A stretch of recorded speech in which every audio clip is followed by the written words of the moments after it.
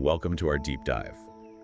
There's this great line we found about late 19th century Odessa. It was described as a city built on the capulation of profit, the ambition of enterprise, and the fever of modernization.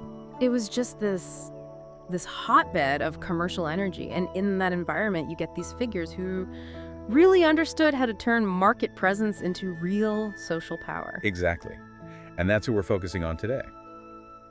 A man named Yakov Rozenberg.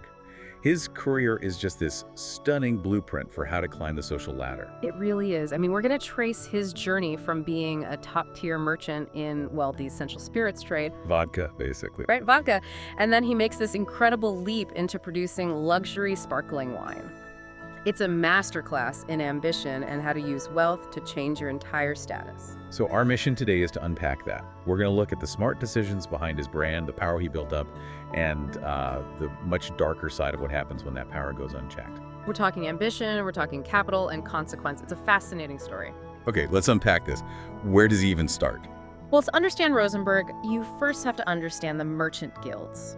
Our sources confirm he began as a first guild merchant. And that's not just some club membership, right? This was a really big deal. Oh, it was a huge deal. It was a direct signal of his economic power. It meant he was operating with capital of over 15,000 rubles a year. Which gave him massive leverage, didn't it? Yeah. He could trade internationally, get access to serious credit. It put him in a completely different league from your average shopkeeper.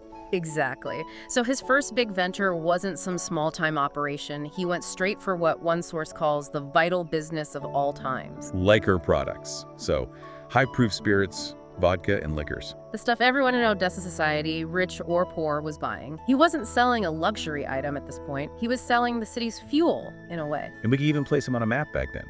Around age 36, he's registered at the Brodskaya Synagogue, living at number 11 Troitskaya Street. It gives you that sense of his merchant roots right in the heart of the city. But his thinking was already bigger than that. He didn't just see a place to trade. He saw Odessa as a city of opportunities, a place for big ideas. His goal was to build a brand with a world sign. Something recognizable everywhere. Yes. And that's what leads him to the French Boulevard in the late 1890s. He buys this prime piece of real estate, a house, a dacha, and this huge open space perfect for a factory. And this becomes the home of his brand. It does. He calls it Zolotoy Kulikol, the Golden Bell. It's a great name, isn't it? It's fantastic. It sounds prominent, quality, a signal ringing out. And from that factory, the glass bottles of Vodka Rozenberg start flowing out to shocks and, importantly, to respectable tables. He'd completely cornered the market, but he wasn't done. And this is where it gets really interesting. This is where we see the real strategic genius. I mean, the vodka business was making them rich, no doubt, but it was still just a commodity.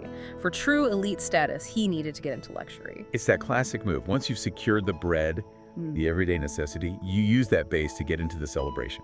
And the market for sparkling wine in the Russian Empire at the time was just exploding. It was tied to the aristocracy, to high society. It was the ultimate status symbol. So he makes this really clever move in 1897. He doesn't just start a new company. He sells off a piece of his French Boulevard land to a new entity. A very modern entity for the time, a joint stock company, the South Russian Society of Winemaking Genrik Raderer. Why do it that way? Why not just build the wine factory himself? You had the money. But a JSC gave him two things he couldn't get alone: instant credibility and a massive injection of outside capital to compete with the big European brands. He basically used his own land as his buy-in to this much bigger, more sophisticated operation. And a sparkling wine factory goes up on that exact spot almost immediately. But here's the real power play. He doesn't just take the money from the land sale and walk away. He becomes the managing director of the whole thing, the director Reposdidel. So he goes from being the owner of his own company to a top executive in a modern corporation managing other people's money. It's a total transformation. He's no longer just the vodka magnate. He's now the host of Wines with Bubbles. That's the perfect way to put it. The sources call this the difficult road from bread to celebration. It's not just a business pivot, it's a complete change in his social identity. Absolutely. But with that kind of power, as we see time and again, comes the risk of, well, some serious abuse. Yeah, that glowing narrative of the brilliant entrepreneur gets complicated. Mm. That new social status seems to have made him feel like he was above the rules. Completely. We found this one incident in a daily chronicle from 1909 that just lays it all bare. It's pretty shocking. It all started with his 12-year-old son, right? Yes, his son was apparently insulting a neighbor's wife.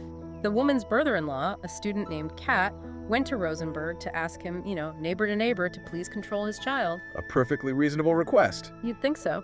But Rozenberg, now this powerful managing director, saw it as a massive personal insult, a direct challenge to his authority. And his reaction wasn't to talk it out. His reaction was immediate, brutal violence. He called over two of his subordinates, Karl and Ivan, and just ordered them to attack the student. The details from the source are just awful. They beat him with clubs and gate keys. While Rozenberg himself stood there shouting, "Kill him! I give you permission!" It's unbelievable. The student was badly hurt, hospitalized, Yeah. and a complaint was filed, of course. Of course. But the source connects the story to a much bigger problem in Odessa. It basically says that this case proved that power and money gave the rich the opportunity to commit their deeds with impunity. His success had put him above the law that would have crushed anyone else for doing the same thing. And despite all that, the business empire he built was incredibly resilient. Yakov Rozenberg dies in the early 1910s, but the company is solid. His eldest son, Mikhail, just steps in and takes over the whole thing. The factory, the land, the brand, it all continues. And that site, that factory, it survives everything. Revolutions, wars, nationalization. The ownership changes, of course, but the physical location and its purpose as a production center, that endures. It's amazing. And even today, that part of French Boulevard is still known as Odessa's tasting embankment. It's still synonymous with the city's best products. It is. The legacy is baked right into the city's geography. And that's the final symbol, isn't it? You can walk down that boulevard and almost imagine hearing the ringing of those bells. The Zolotoy Kolokol. It wasn't just a brand name. No, it became a sign of a whole era. An era of huge ambition, where someone could shape the economy and the very landscape of a city. So when you boil it all down, Rozenberg's story is much more than just a business case study. It's this incredible lesson in calculated transformation. It really is. It shows you how far you could go by leveraging success in a basic market, the bread, to catapult yourself into the world of high-status luxury, the celebration. But it also forces you to see the dark side of that. That in that era, huge success and civic pride could go hand in hand with this immense unchecked power that could be incredibly destructive. A power with very little social accountability, it seems. Which brings us to a final thought for you to chew on. We saw how Rozenberg used that joint stock company to make his pivot. So the question is, what specific financial or legal tools, unique to Tsarist commercial law at that time, allowed a First Guild merchant to so quickly convert his assets, his land, and his cash into a controlling executive position in a massive modern corporation? What was the real financial machinery behind that leap from bread to celebration? That's where the secret really lies. We'll leave you with that. Until next time, keep digging deeper.